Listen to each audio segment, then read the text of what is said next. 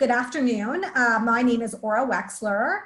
I'm the Brandeis class of 2004, and along with Anna Lobo, who was an IBS student, class of 2012, we are the co-presidents of the Brandeis Alumni Club of Toronto.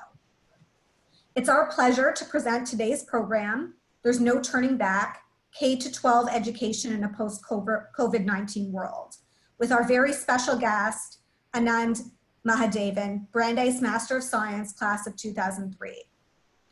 While this program is organized by the Brandeis Alumni Club of Toronto, it really is designed to showcase the alumni knowledge, talent, and community of Brandeisians across Canada. And we are pleased to grow this national Brandeis Canada community with registrants from BC to the Maritimes and beyond.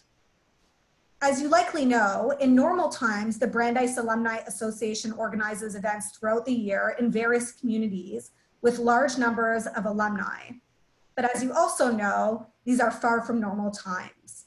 And the Brandeis community has responded accordingly with all virtual events that have expanded the Brandeis community footprint, connecting alumni across time zones and fields of interest, from big cities to small towns here in Canada, the U.S., and around the world. Our event format for today includes Anand's presentation, followed by a discussion between Anand and fellow alumna, Myra Novogrodsky, Brandeis class of 1968. Afterwards, we will have an opportunity for a Q&A period. So feel free to pose any questions in the Q&A blog.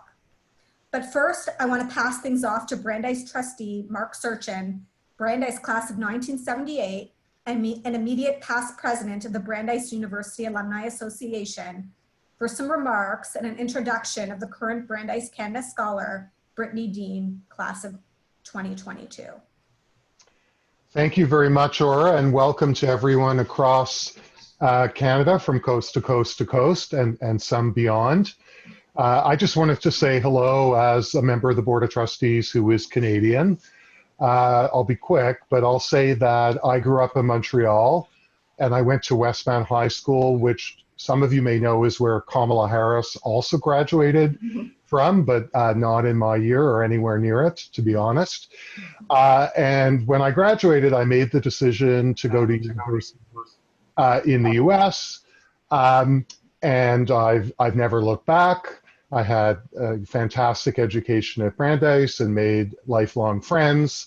I had to make a big decision, like many of us, at the end of my time there as to whether I would stay in the US or return to Canada. And I ended up back here in the Great White North with a bit of angst as to whether to go back to Montreal, where I grew up, or elsewhere. And I might have gone back home, but my late father said to me if I came back to Montreal, I could live at home again.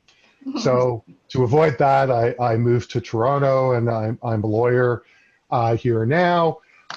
For some time, I wasn't really involved with Brandeis alumni matters, but around 2000, I noticed that there were these clubs or chapters of alumni around the US, in fact, elsewhere in the world, but not in Canada. And I left a bit of a chippy comment on the website saying that wasn't right. And lo and behold, within a couple of weeks, Brandeis sent someone up here to meet with me and some of the other local alumni, some of whom I see are on this call. And sure enough, within very short order, we had a local club up here in Toronto, which has been going strong for 20 years now. And we're very happy that we have this club. So it was good that a bit of a complaint turned into a good thing. One quick aside, which I guess will be relevant to today's topic, is that because I'm a trustee, I participate in trustee meetings, which of course are virtual now. And the one we had last week with the administration was all about COVID and what the university is doing. And I really want to reassure everyone, you have a lot to be proud about in terms of how the university is responding to an unparalleled challenge. And we'll post a link in the chat.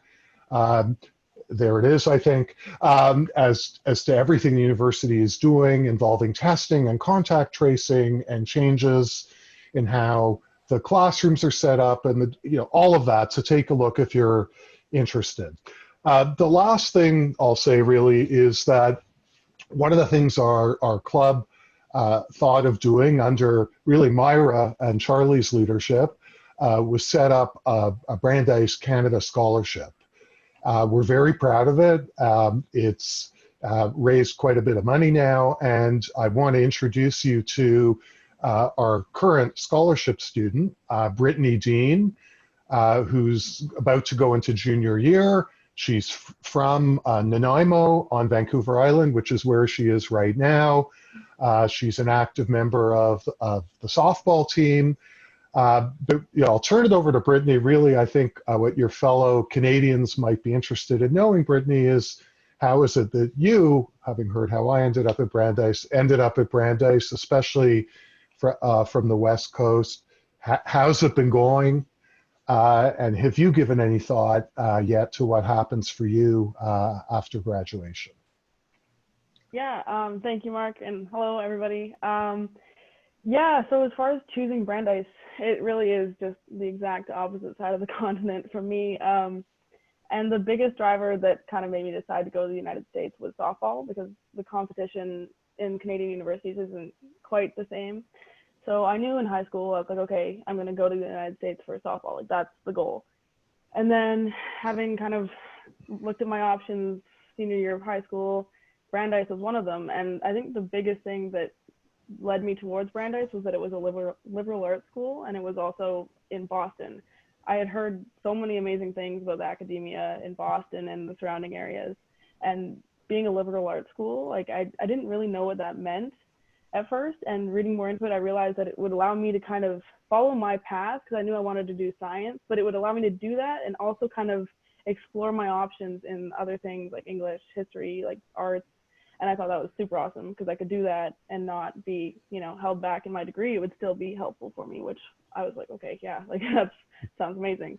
And another thing that I thought was super cool about Brandeis was the Jewish community was very central. And that's something that growing up here on the island is nothing. I had no exposure to the Jewish community either. So I was like, you know what, I felt like I was going to learn a lot going. So that's kind of what took me out to Brandeis. I was like, you know what, how can I learn the most?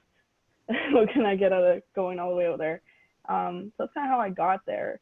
How's it been going? It was the first year, obviously, for everybody's first year of college is just like, oh, so it was a lot, because I was coming, I was an international student.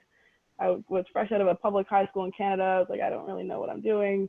Mm-hmm. But I transitioned very well into my second year after kind of settling in. I really enjoy being at that school. It's fantastic. Brandeis has taught me a lot. I was correct in my assumption that the liberal arts school is what I wanted.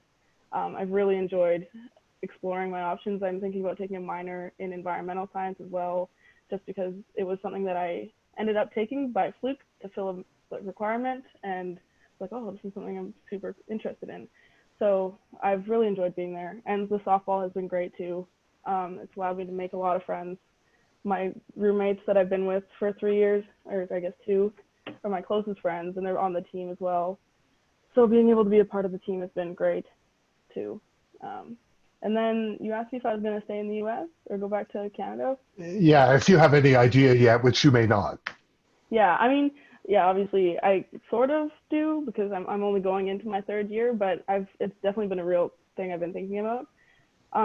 The plan is to go to medical school. So it kind of depends on where that takes me. Ideally, I would love to graduate, take a gap year, and do some healthcare work in like some rural communities in Canada and get some experience and, make sure that's the field that I want to be a part of. And then take my MCAT, and my MCAT scores will be very dependent on how far I can go and what my options are. But I think having traveled so far for my undergrad, I would love to do that a second time. I don't know if that'll be the United States or overseas, but I would like to take the opportunity to travel more with my degree, if that's possible. So that's what I'm thinking. Well, thank you for that. I know everyone found that very interesting. And if we have any of our medical community alumni on the call, maybe we can link you to one or more of them if you're interested in that. So with that, thank you for that, Brittany. I will turn it back to Aura.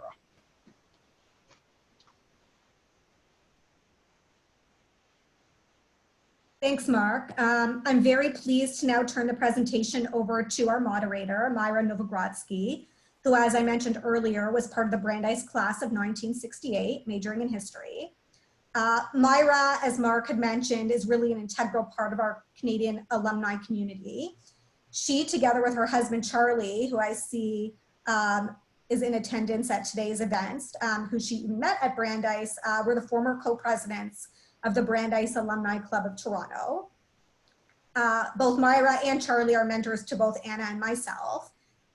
Mark mentioned the Brandeis Scholarship. Well, Myra played a crucial role in founding and serving as an initial donor with respect to that scholarship. And by way of very brief background, not surprisingly, Myra has a background in education. She worked for 27 years for the Toronto School Board as a teacher and curriculum coordinator, and served for 10 years at the Faculty of Education at York University. So she brings a really interesting public school perspective to the presentation. With that, over to you, Myra. Hi, everybody. This is actually a very thrilling moment to be with Brandeis alumni and friends all throughout Canada and also a few in the U.S. So I want to just tell you a little bit about how I initially encountered Anand Mahadevan. It was a really, truly chance encounter. My husband Charlie and I, he also was a Brandeis grad, and I want to say that we even got married in the Brandeis chapel, so our Brandeis credentials are sterling. We're invited to a dinner, a very tiny dinner at the home of one friend, and she said to me, she was a science teacher, and she said to me, "There's someone I really want you to meet. I think you have a lot in common." And her guest was Anand Mahadevan. And we chatted a lot. I think the initial reason she invited us to get together was that we had some creative ideas about education and teaching outside of the box. And also, he had written a book that had been recently published called The Strike. It's a novel about a 12-year-old in India who encounters a railway strike on a voyage. So I'm going to tell you about the book at this point. And we did get into a terrific discussion about writing for adults and for younger people. And I asked Anand, where did you learn how to think out of the box? And he said, well, you know, I had the privilege of attending this extraordinary university outside of Boston. And then Charlie and I, both of our eyes started to open wide. And we said, oh, and what might that have been? And he said, Brandeis University. So in this tiny little room in the East End of Toronto, there were 3 out of 4 people who were Brandeis graduates. And from that moment on, I determined that I was going to bring Anand into our orbit, and here he is, and he's never getting out ever again, even though he's moved to Calgary. So let me tell you a little bit about this amazing Renaissance man who's going to be speaking to you today. He was born in India, came to Canada when he was 17. Seems like he liked New England because for his undergraduate degree, he went to Bowdoin College in Maine, where, listen to his double major, biology and German. See what I mean about a Renaissance man? He graduated summa cum laude and Phi Beta Kappa, and from there in 2002, he got a master's degree. He went to Brandeis, and in 2002 got a Master of Science in neuroscience, and he was a teaching assistant to 2 very well-known Brandeis professors, who many of you might know, Dr. Eve Marder and Dr. Jeff Hall.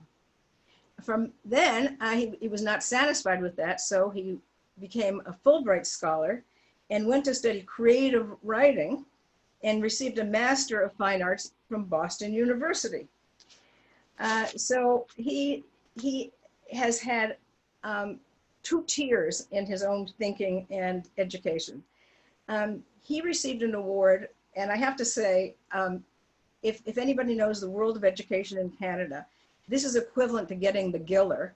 He received the Prime Minister's Award for Remarkable Achievements in Education. If you go Look him up online. You'll see an incredible picture of him being congratulated by our Prime Minister Trudeau. And incidentally, Anna, you might be able to give Prime Minister Trudeau some advice, because when he was interviewed this weekend, he said he didn't know whether he could or should send his children to school this fall. So maybe you could have a little chat with him. He's currently working on a doctorate in education and educational leadership.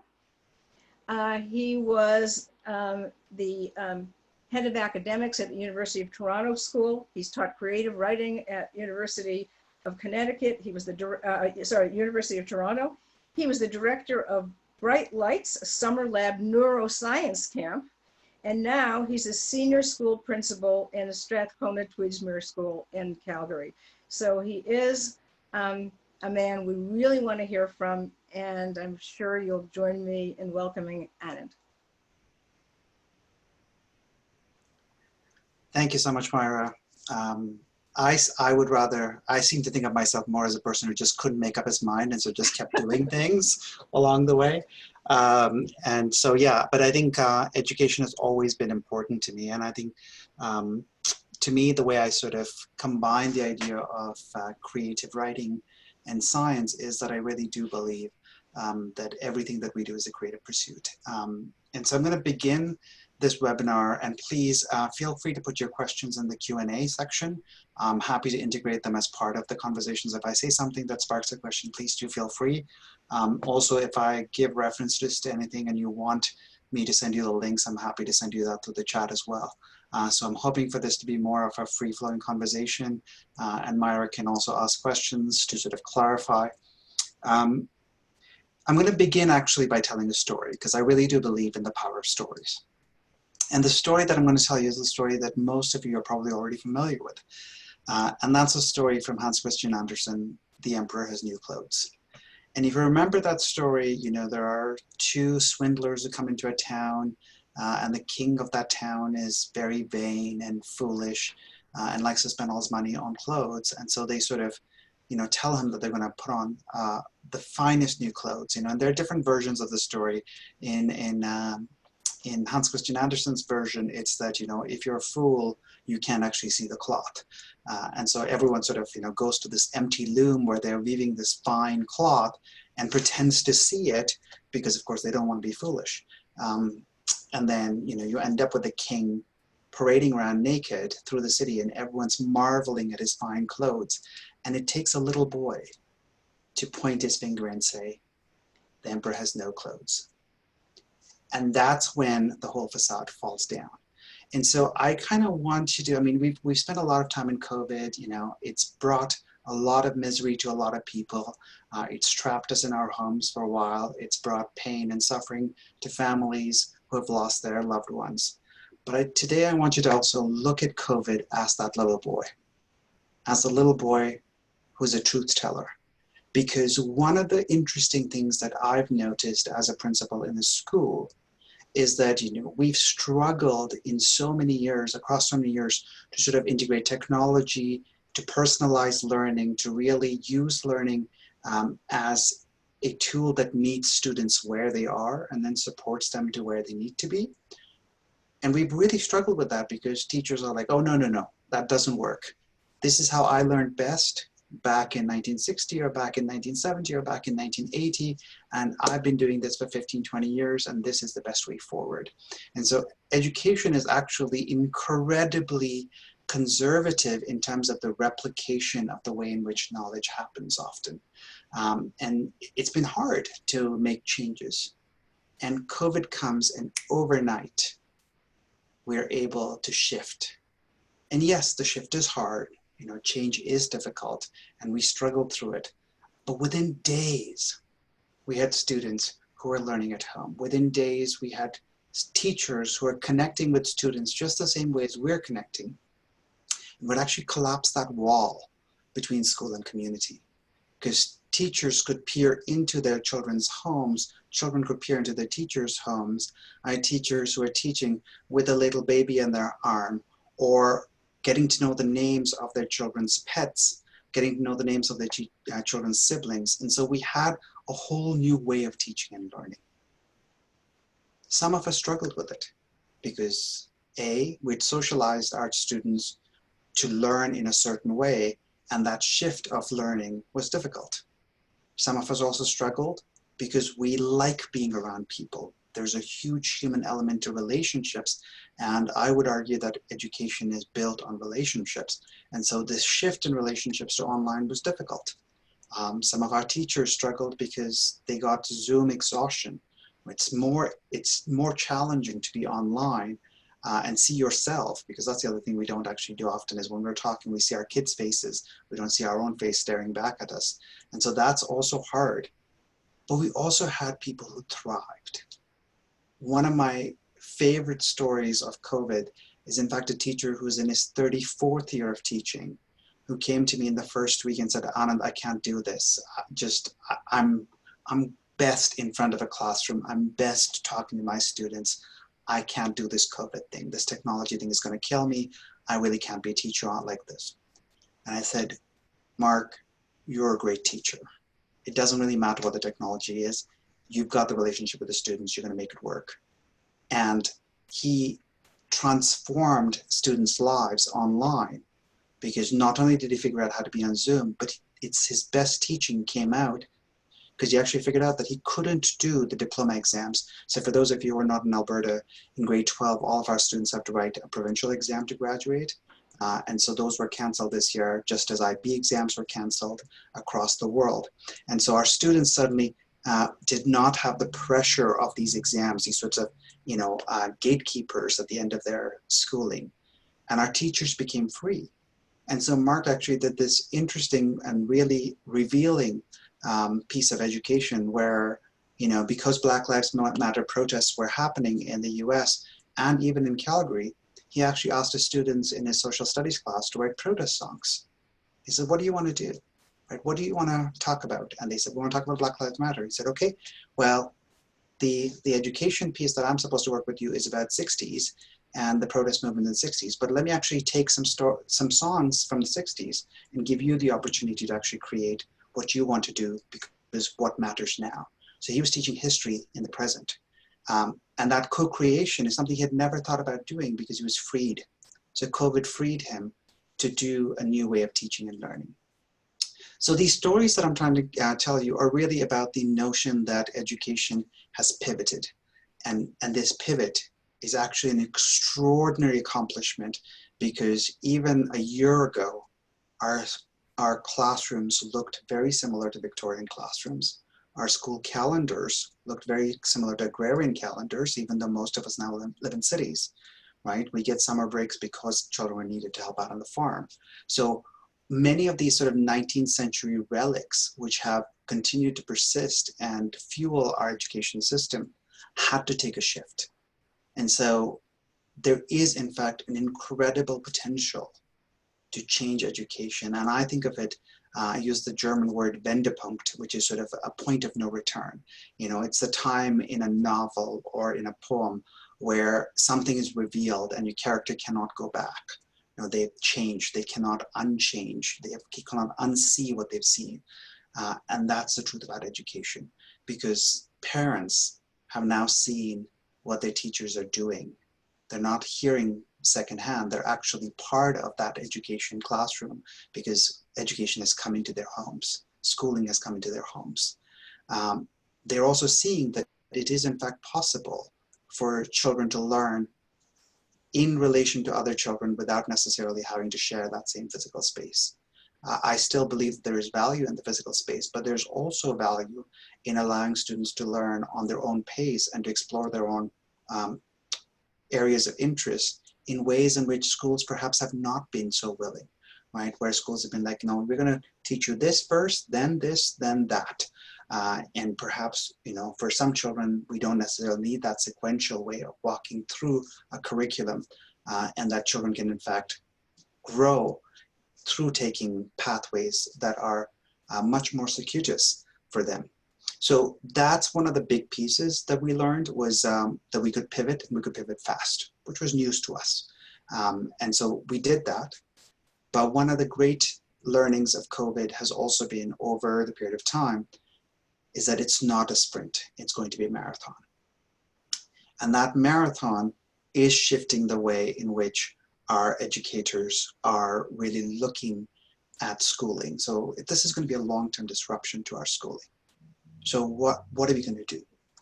And it's really interesting because some schools are being pushed a lot more than others.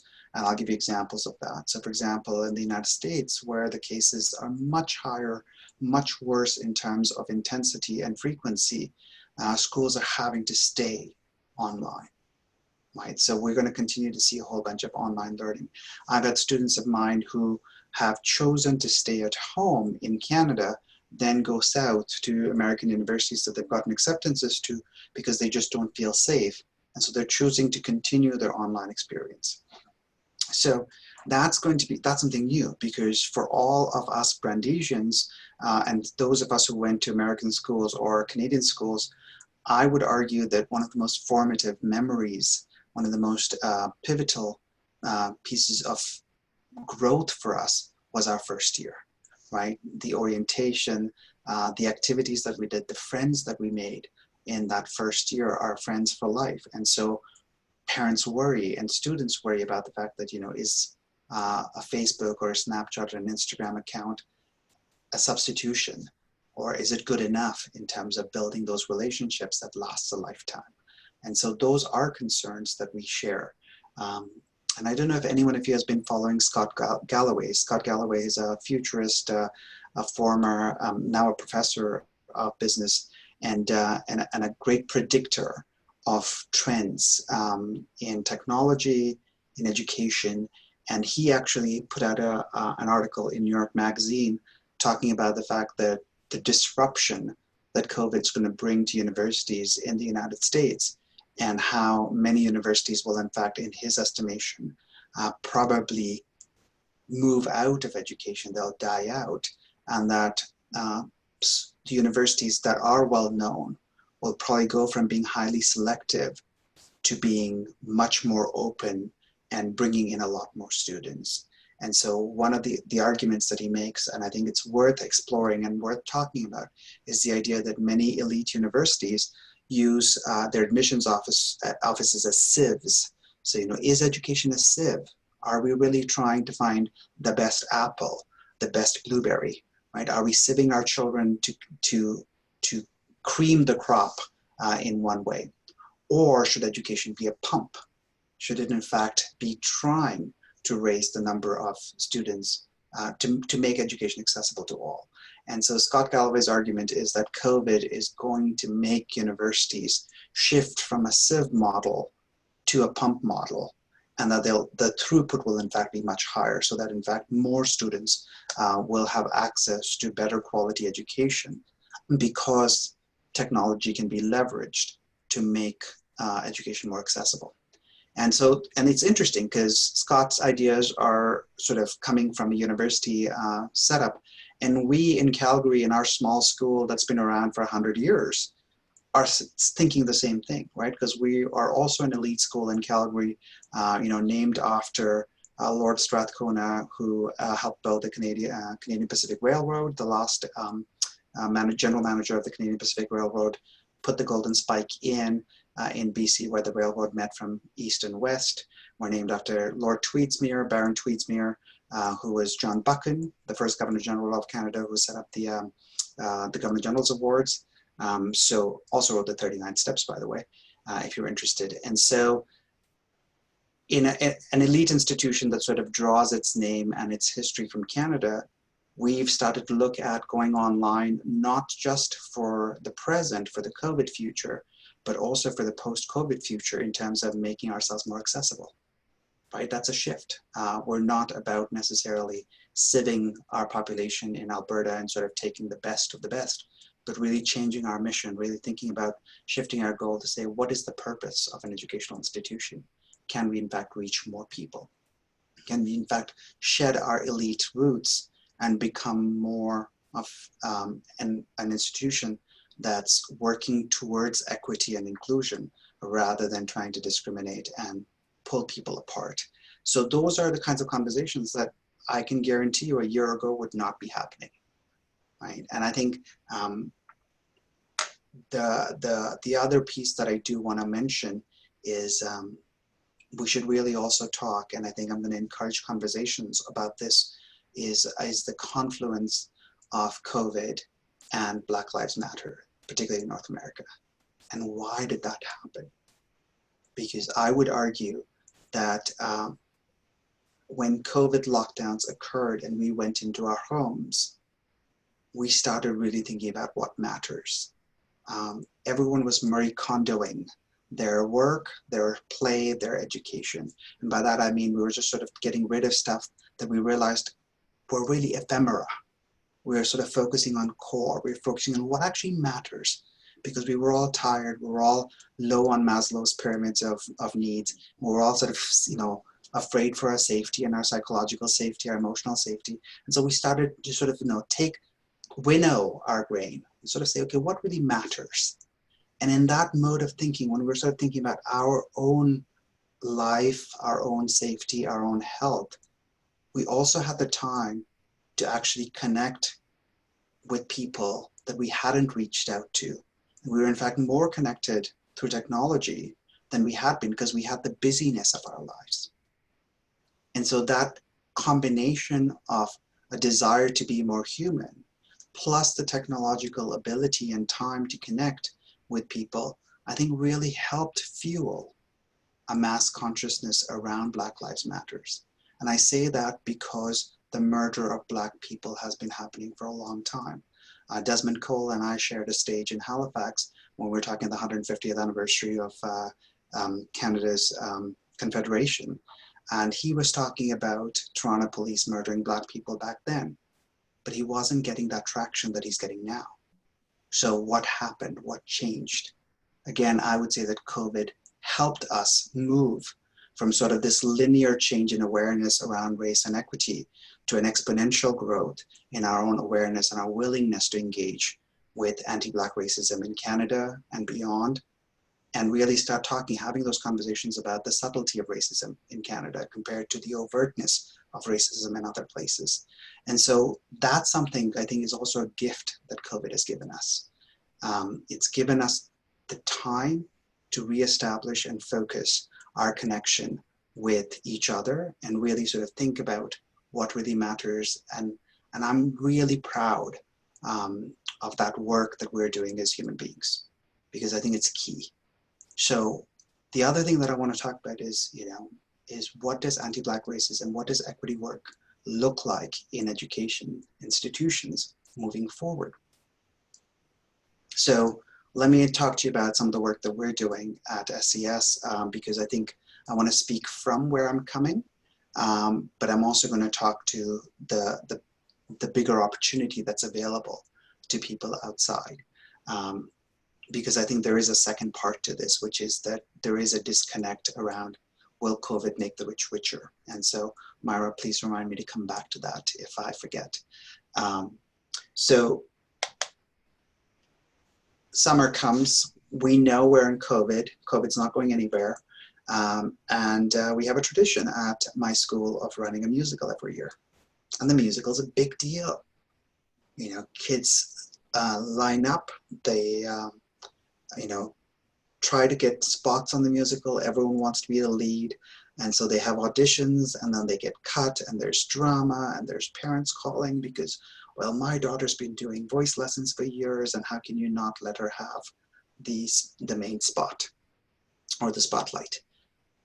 So we have a musical, but it's not going to run because COVID has banned the use of wind instruments and singing. And so my drama teacher calls me up in July and says, well, Anand, I have a problem. Not only can I not run the musical, but I'm also worried because my entire musical casting is white. And we're a school which has a significant Nigerian Canadian population. We are a school that has a significant Ismaili population, some Muslim South Asians, and not a single non-white child is in the musical. And she goes, I can't abide this. Like, they didn't even sign up. And now it's interesting because we were doing all these sign-ups online. And so we didn't necessarily have the ability to go and tap kids on the shoulder or, sort of pull people aside and say, hey, you would really be great. And so some of the work that she did in terms of infusing equity was not available to her. And it's also the summer where people are reading, you know, Ibram Kendi's book on anti-racism, or they're reading, you know, White Fragility. And so she, as a white educator, is sitting there going, I'm really troubled by this. What do we do? Now, we could have said that, hey, look, it's COVID, there's no musical, forget about it. We've got enough things on our plate. And we do. I mean, I've been working 12 to 14-hour days all summer long. There's been no break. But we chose not to. And we cannot do that. We cannot circle the wagons, focus inward, and give into fear that, you know, somehow our school's not going to be good enough and we just have to preserve the core and kind of everything else has to fall apart. So what I suggested to her was, what do you want to do? She says, well, I really want to do something about equity. I want to actually let the kids have more control and more say on what their lives are like in the school. I also want them to answer the question, why did none of their non-white friends sign up for the musical? And so we started talking. She said, but I don't really, as a teacher, I no longer want to be the one telling them what they should learn. I want them to teach me. I want them to have the power to actually teach each other. And so here's another conversation. The shift of power from teachers and adults in the building to students. Because for too long has education treated children as objects, not as subjects in their lives. And so here's a teacher, and if you remember my comment about Mark earlier, who in his Zoom gave his students the choice to do protest songs and completely transformed the way in which he saw learning. And he actually was crying on the phone with me saying, I can't believe it took me so long to co-create activities with my students, to give them the power to actually run the classes, because I'm learning more than I ever taught them. And so you've got two teachers who are shifting in my school, not necessarily because of anything we as leaders are doing. We're just creating the space for them to have these epiphanies around what teaching has been like, and a reflection, and also dwelling in possibility of what teaching can be like.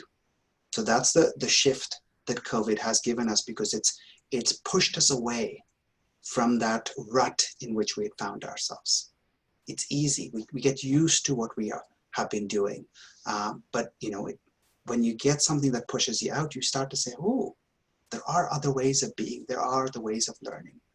And so the wonderful thing that Katrina, my drama teacher, is doing is she's actually connected with Black, Indigenous artists of color who currently are unemployed.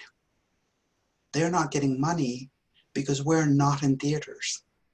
We're not filling the seats that actually, we're not buying the tickets that get them the income that they need to survive. And they're already underrepresented. If you keep in mind, you were underrepresented on the stage before COVID, and now with COVID, the stage doesn't exist. So she has connected with about 16 different artists, Métis artists, disabled artists, artists of color, queer artists, trans artists, and said to them, hey, look, I can actually give you money, because I had this much money that I had budgeted, which was going to go to New York to pay for the royalty rights of that musical that I was going to run. But now instead, I'm going to take that money and I'm going to go and seek grants, and I'm going to find a way for you as an artist who currently works professionally and is not being heard to come into this school and work with our kids and talk about, how did you get into art? How does an immigrant, a person of color, find a way to get into art? How do they actually use art to change the world? But also to talk about what kind of racism and discrimination they faced in that art world, which in Canada is very white. And so we're working in collaboration with a professor at the University of Calgary, and we're actually finding ways. And so our musical's gone, but instead we have a festival which is going to be called Against the Norm. And it's really about giving children a voice to say, hey, what does it look like? What does it feel like to walk through the school in terms of me as a teenager? Because every teenager is really in some ways against the norm, right? They don't really feel at home with themselves, and that's part of our journey is also in education, is finding ourselves. So we're very excited. We're very excited. It's more work, right? It would be so much easier to just do math, science, history, and English, and let go of the extremities. And in fact, that was some of the advice we were getting from the Ministry of Education, was focus on the core, right, and let all the other teachers go. And we're like, no, that's not really how education works. So I think it's really important to fight the good fight, or as John Lewis said, get into good trouble, and really create the space for good trouble to dwell in possibility. And so the message that I'm giving my teachers, and the message that I hope in all of your institutions that you're working, is that yes, COVID is a game changer. If you read Arundhati Roy's article in the Financial Times, she talks about the pandemic as a portal. She imagines it as a door, and that we have the opportunity to walk through it. And she really puts down this gauntlet of, do we want to walk through it with all of the baggage, with all of our greed, with all of our desire for, individual growth or personal enrichment, the trauma, the misery that we've brought until that point in 2020? Or do we in fact have a choice to leave that behind, walk through the portal again, no turning back, and really form a new way of thinking, a new way of being? And I think as educators, we have this obligation to really allow our children to go through that portal. And so those are sort of some of the work that we're engaged in. It's hard work, absolutely. And at the same time, the flip side of the coin is, I do think that the rich are getting richer. Mm-hmm. And I think that that's something we'll have to talk about, because the students who are coming from high socioeconomic status, so SES is the terminology we use in education, they've got the computers, they've got the high-speed internet access, they've got access to schools like mine, which is a private school, and it charges tuition about $25,000 a year, right? And Myra and I spoke because Myra has a deep history in public education. And when I came out of the Teachers College in Toronto, there were no jobs to be had in public education, so I went into private education because that's where they would have me. And then in 10 years' time, I was locked out of it. And that's why I told Myra, I was like, I can speak to the private education experience in Canada, but I really don't feel comfortable speaking about public education. But I do worry. I worry about my nephews and nieces who are in public education.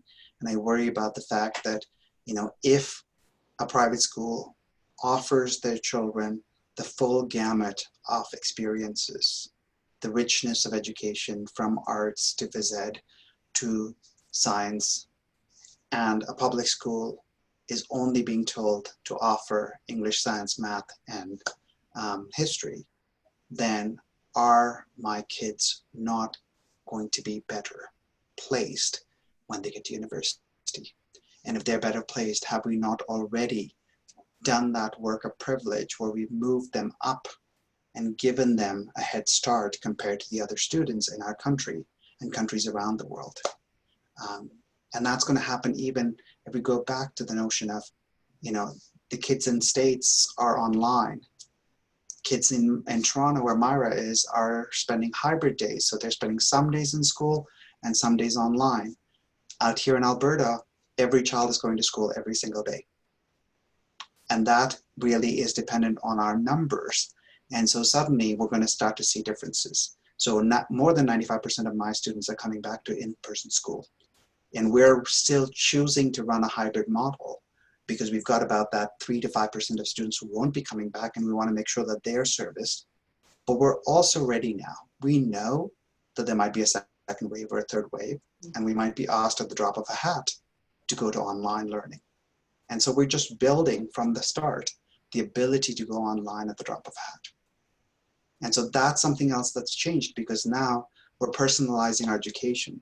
So we're able to actually offer education to a student who's in the classroom all the time, to a student who's in the classroom some of the time, to a student who's in the classroom none of the time. And that's another change, because if you didn't show up, you didn't really get much. But now we're saying it doesn't matter, right, will meet you where you're at. And I think that Myra probably was talking about that at university when she was teaching. I think that was sort of the goal of education, and we kind of always were talking about it, but we were never able to get there. And I think COVID has sort of forced us to get there. So I think that that's a big difference. And I think for all of the misery that COVID is causing in the world, I think it also is creating this huge opportunity for us to really say, you know, hey, you've been very comfortable. You thought that, you know, you had everything and you could sort of keep nature at bay and it wouldn't have to come and affect you. Well, here's nature throwing the door open, bringing all of its might into our homes and our lives, and sort of saying, no, you were wrong, right? And I think that those of us who grew up in parts of the world where public health was not as strong were always aware. Because I'm probably one of the last people or the last group of people in the world who have a polio vaccine. And most people my age don't have polio vaccines in the West because polio had been eradicated by then. A smallpox vaccine, I still have the smallpox jab, right? Because again, it had been eradicated in the West, but hadn't been. So there are, in fact, people who remember and see the opportunities and the disruptions that happen and how they actually create opportunities for new ways of learning. So I do think that we have this option of changing education through COVID. I've kind of given you a few examples, but I also have talked for a long time. So maybe what I'll do is I'll stop, take some questions, and then if there are other things that come up, I'm happy to speak to them. I really appreciate the fact that you've taken time out of your Sunday to be with us here. And thank you for listening. And Myra, I'll turn it over to you if you have any questions for me. Great. So I'd like to invite our participants to write in some questions, but as you're thinking about what Anand has said, I want to just kick off with one or two questions. And Anand, I envy you having one school to work in. And having a school where every single student, because we've talked about this, even if they're not from an economically privileged family, has access to the technology they know that they need to do this new learning. But I'm living in Toronto, and when the pandemic broke out, the Toronto School Board did a very quick survey and identified 60,000 students who didn't have a computer in their home. Yeah. And many more who didn't have Wi-Fi connection. And they did some quick work to try to collect computers from the 560 schools and fan them out to some of the families that needed them the most. Many families didn't even have an email address, and it was almost impossible to connect with them. So although I appreciate hearing about the silver lining, and I agree with you that it has been hard to move schools to see doing things differently and seeing things differently, what's going to have to happen so that this crisis doesn't make the gap bigger? Yeah, agree, absolutely, Myra. I don't know if you remember, there was a time, this would have been probably sometime between 1996 and 2000, that Toronto Hydro came up with this notion that they were going to put wireless router on every other pole and provide Wi-Fi internet service to the whole city of Toronto. And that was the time when we thought that was one of the earliest sort of articulation of the internet as a public service, a public good. And immediately, you know, the big three telecom companies took Toronto Hydro to court, shut it down because they felt that, and they argued successfully in court that Toronto Hydro had an advantage over them in terms of the infrastructure. I think those, we need to go back and revisit. We need to revisit that kind of mentality that sort of locked away internet access and prices. You know, we pay so much more than other countries. We make it so inaccessible. And in fact, I think this for all the wonderful things that the Trudeau government has done in terms of providing support, I think one of the places where I've seen a gap is really making that technological access, because with so many children online, you've got two problems. You've got the problem of the hardware itself, which is, can I afford to buy the Chromebook, etc. That's relatively easily solvable. That's solvable because you can always get somebody to pay the money to buy the Chromebook, or you can donate the Chromebooks or the iPads. That's not that hard. I mean, yes, it's a money problem, but money problems can be solved. But it's the infrastructure. It doesn't help me if I have a Chromebook, but I don't have a Wi-Fi router. Exactly. Right? Or if I'm on this low bandwidth line and, the rich kid next door is seeing the video in all of its glory and is able to annotate in real time, and I'm seeing, spotty connections and I can't hear or I can't see what the other kid is learning. And that you've set up a systemic inequity. So I think we absolutely do need to look at internet and technology and access as a public service, and that has to change. I have not heard it yet from any government that is doing that, like as a response to COVID. And I think that that's a huge gap, and that's a huge place where advocacy can occur.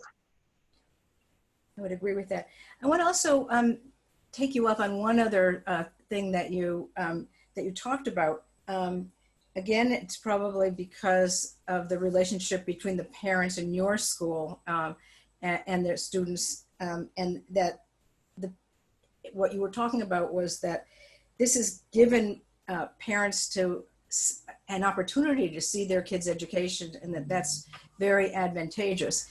And however, we do know that every family is not a happy family.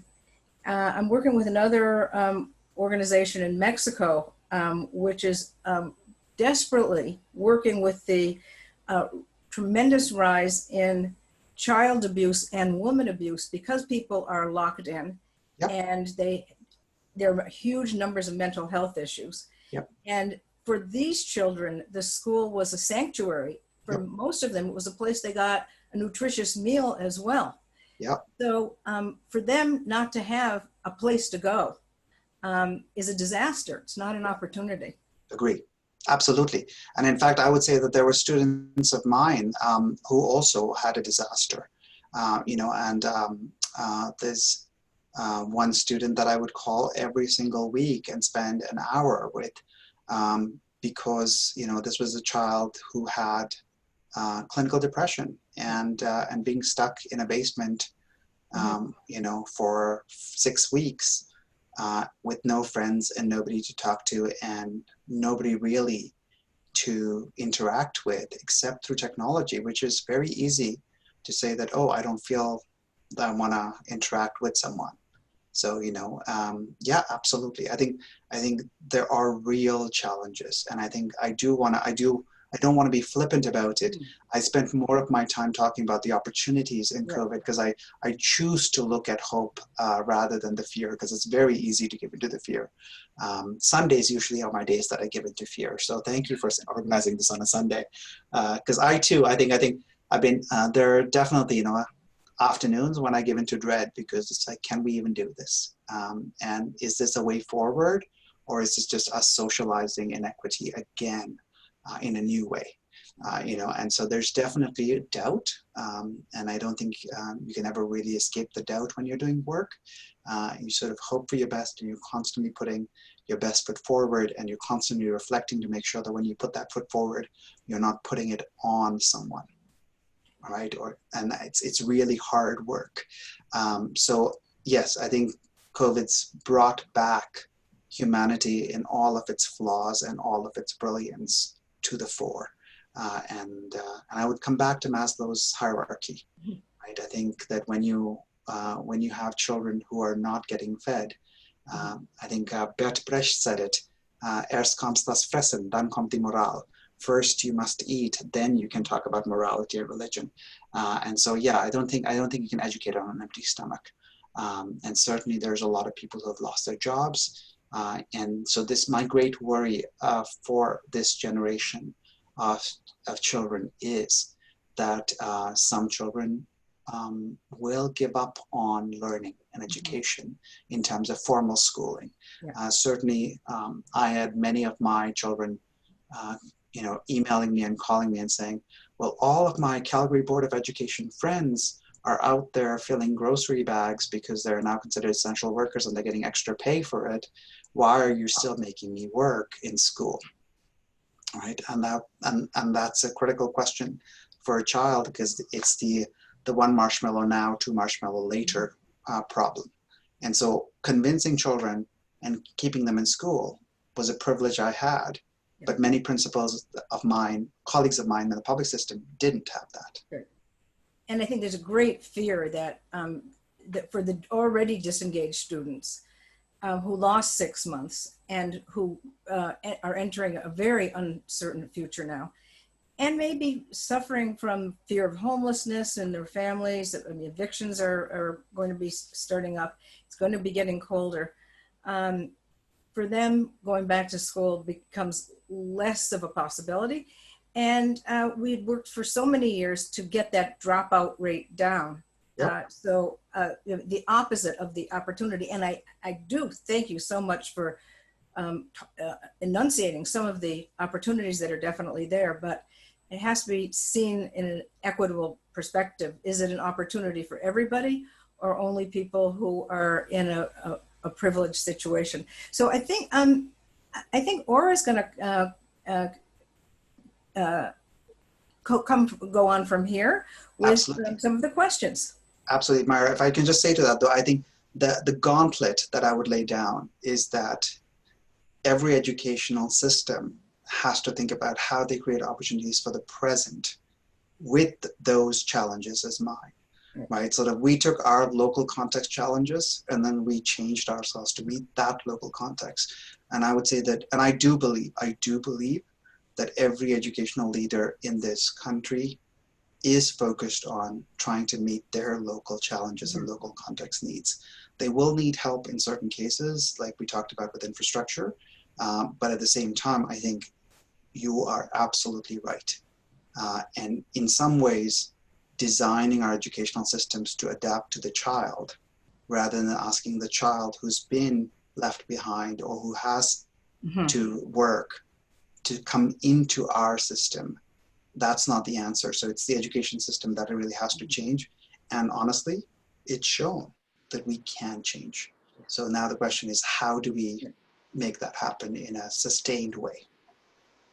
Or Sure. I'm going to go through the questions in the order that they came in. And so we've got a question from Mark Rothstein, who I believe is in Quebec. His question is, can you please elaborate on the statement, learning is not a sprint, but a marathon? Yeah, it's a great question, Mark. When we first started, I still remember in March when I had teachers come to me saying, so you're saying this whole online thing is going to be for 2 weeks and then we'll be back to normal, right? And I was like, no, I don't think you get it. I don't think there is any normal after this. And it was very hard for people to understand that piece. And so I don't think I meant learning is a sprint, but not a marathon. I meant that this notion of the impact of COVID is going to be a marathon and not a sprint. And I do believe even after a vaccine is found, even after, or perhaps COVID becomes like our flu season or like our cold, I think the way in which we approach both infectious diseases in school in terms of public health, that's transformed. So I don't think we're going to go back to that sense of, oh, it's flu season, we're going to have a lot more absences and that's normal, and kids will just have to do work at home and catch up. I think we will be expected by families to say, well, if you did that for COVID, why can't you do that for the regular influenza season, right? And so I think that that's what I mean, is that the way in which we respond to public health challenges has fundamentally shifted, but it also now presents opportunities to say, well, if my child is a skier or my child, is participating in, let's say, a trip to Israel. I'm just totally blanking on the name of that trip that children go on. Birthright. Birthright, thank you.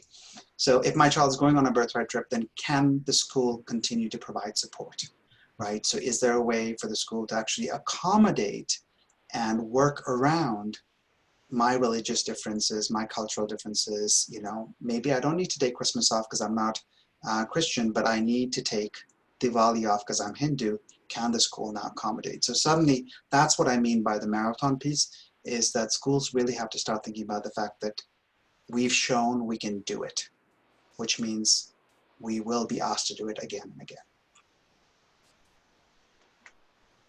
Thank you. The next question is from Dan Lyon in Toronto. How can young kindergarten and elementary school kids be expected to sit for long periods without engaging with their peers? Is anyone considering education for parents so they can properly assist their kids? That's a brilliant question, Dan. And I would say that it's the hardest thing in education right now is the K-6 sector. It's really a big struggle, and one of the things is around the fact that parents who are still working, and in fact we have to keep in mind that schools serve an economical purpose that way, because it allows children to be away from parents and allows parents to then return to the workforce. That has also been laid out and revealed in all of its sort of glory and messiness.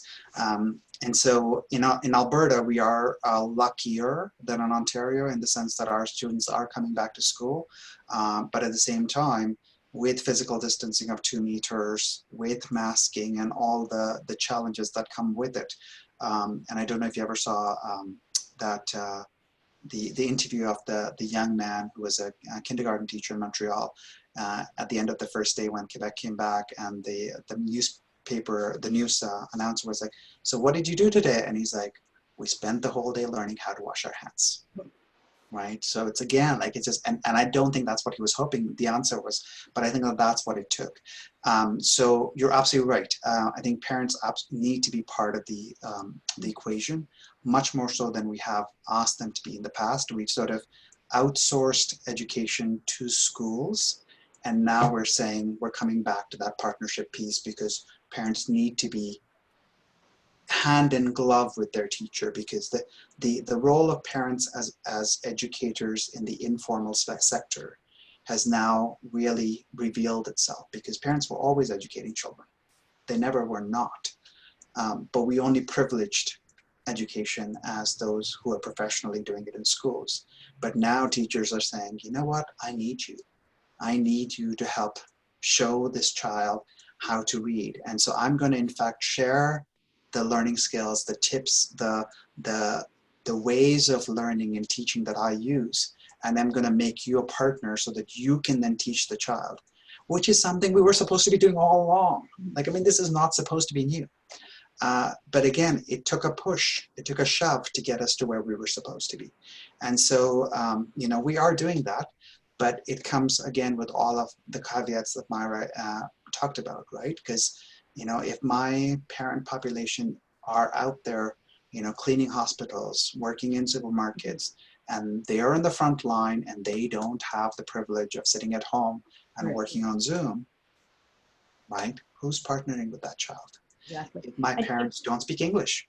Can I just add that I believe the plan in Ontario, which changes every day, is to have face-to-face learning.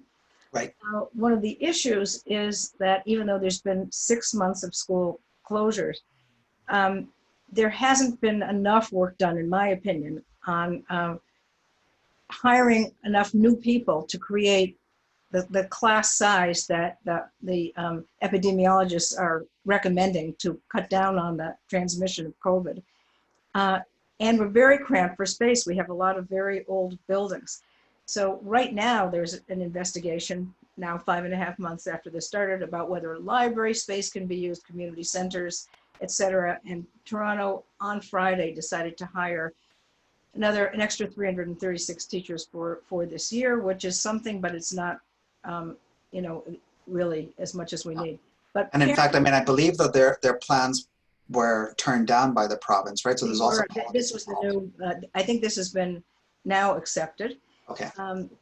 a majority of the new teachers, and there will be some redeployed teachers, will go to areas which had the highest incidence of COVID and are in the lower socioeconomic strata. Absolutely. So that piece is good if they can find adequate space. But the school is supposed to open in 2.5 weeks, and Yeah. people haven't even been hired yet. So there's a lot of issues. And furthermore, they have no idea how many kids actually will be coming back, because some parents have children who have health issues, or they live in households where people have severe health issues. They don't feel safe, so they don't have any idea of the number. Yeah, So no, you're absolutely right. there's a And lot we of come back to school next week, in fact. So we have, 5 working days to really get it done. But you're absolutely right. And those are the conversations, right? So all through August, I've been on the phone with the families who have immunocompromised health and sort of working out plans with them. And it requires a colossal amount of work. I don't mean to speak for myself here, but sometimes it does feel like superhuman effort, because you're just exhausted every single day trying to again, it comes down to that personalization, right? Like, what is it that you need, Myra, to be successful? Because I can't have one size fits all for everyone anymore. And I do believe that public school educators care as deeply about their children as private school educators do. And I think if we just free them and unleash them to do their work rather than hobbling them with all kinds of restrictions and policies, then I think we will. And that's where the relationship piece comes in. I think, once we actually find that space and we put a teacher in with a classroom, it doesn't matter. Like, we actually are going out into the woods. So we have 6 outdoor classrooms that we just built by moving things under event tents. And we took that lesson from the 1912 Spanish flu, right? And we chose to do that. But the whole idea is, if we can create that opportunity to build a relationship between the teacher and the student, then that will take care of it. As long as, and I think this is the caveat, the teacher has to be happy. Because the teacher has to feel psychologically safe and equipped to go into that classroom and support students.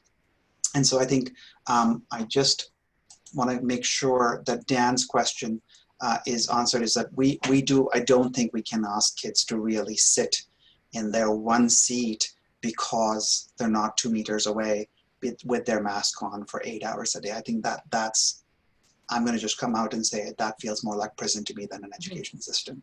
And so, one of the pieces of work that we're doing very much so is to free kids by giving them more space, for example, going outside, or by actually, spending the time to see what other jurisdictions have done. So for those of you who are familiar with the way Taiwan and Korea have dealt with the COVID pandemic, is Taiwan actually had very, very few cases throughout this whole pandemic. And they actually had sort of plexiglass trifolds that they used at their desks, which allowed kids to actually move their desks, go back into group work, do that collaboration, do the conversations and inquiry pieces that we value. And so as a school, we actually ordered plexiglass trifolds. They're made in Toronto, actually, and they're being shipped out.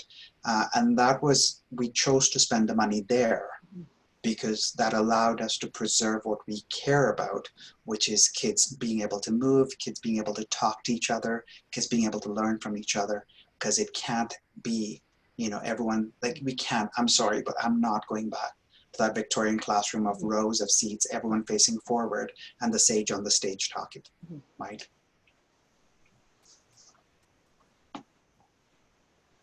Thank you.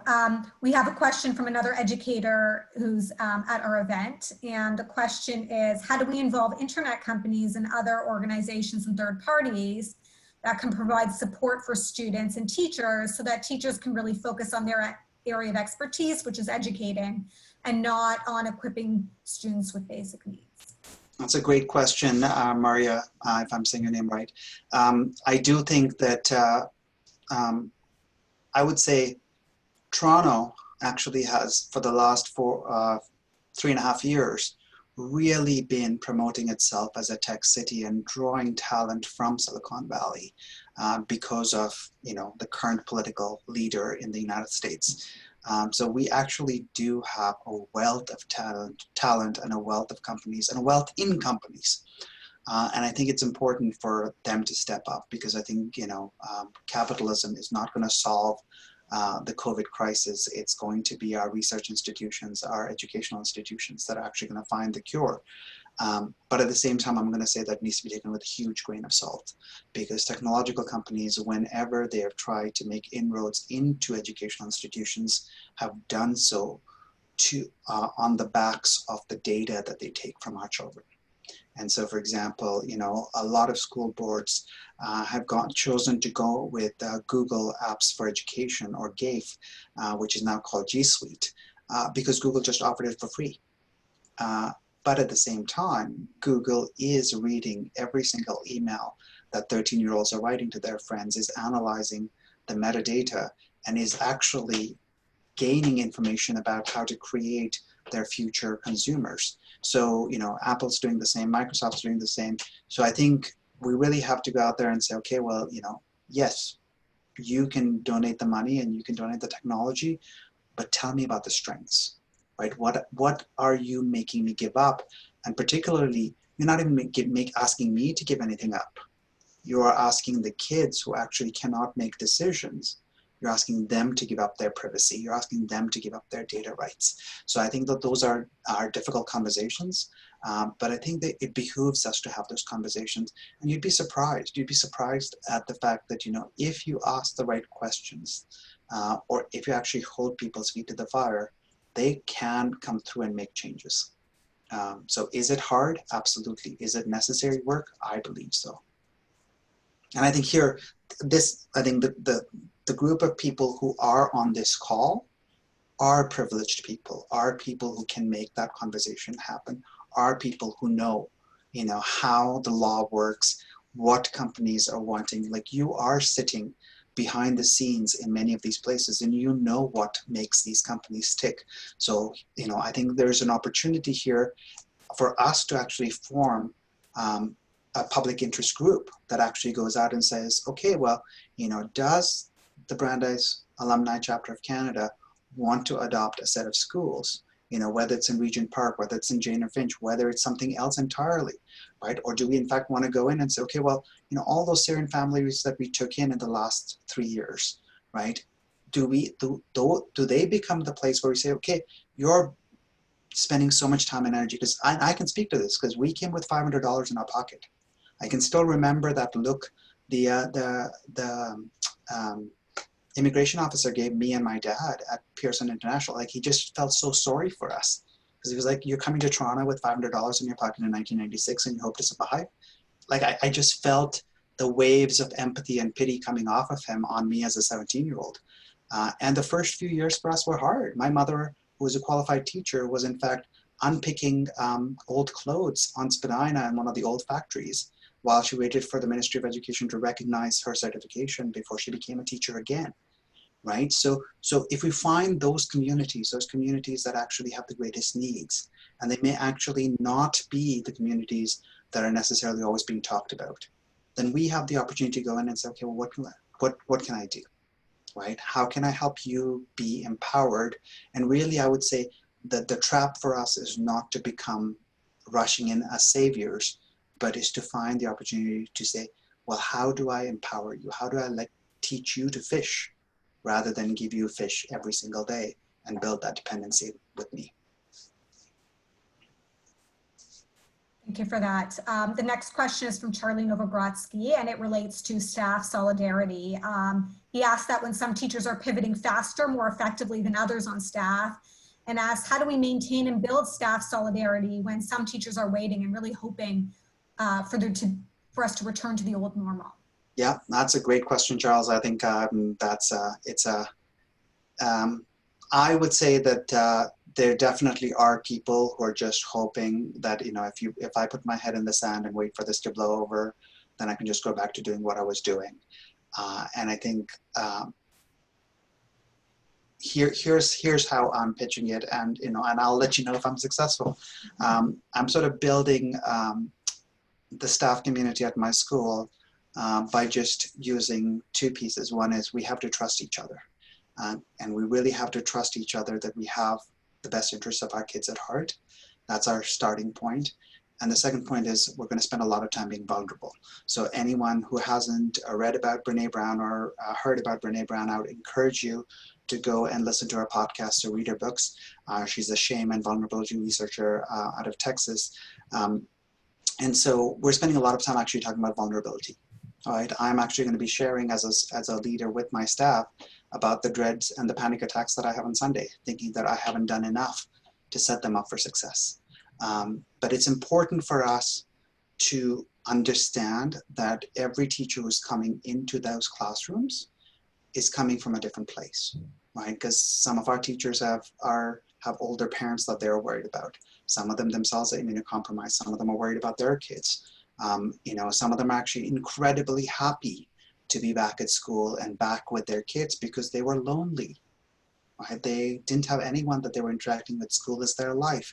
And so they are desperate to, they're beating down the doors of the school to try to get in. So you've got this huge variety. And I think this is the other piece. There is this bifurcation, and we can come back and talk about that if you want.